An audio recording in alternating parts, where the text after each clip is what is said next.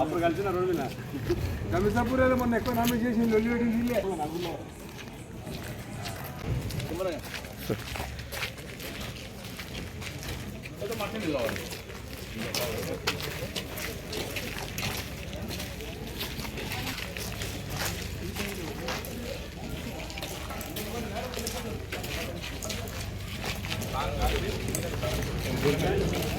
చూసుకోవాలి, గ్రామంలో అందరూ సామరస్యంగా ఉండాలి, శాంతి భద్రత వివాదం కలగొద్దని కాన్సెప్ట్.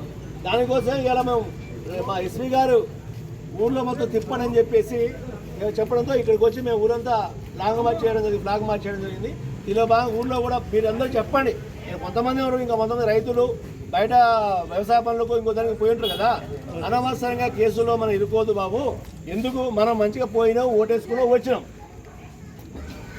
అంతేగాని నువ్వెంత నేనెంత గొడవ పడడం వల్ల ఉపయోగం లేదురా. మనం పొద్దులేసి మళ్ళీ కలిసిమెలిసి అన్నదమ్ములకు ఉండాల్సిన వాళ్ళు కదా, అది జరగవద్దని కాన్సెప్టే మా ఉద్దేశం.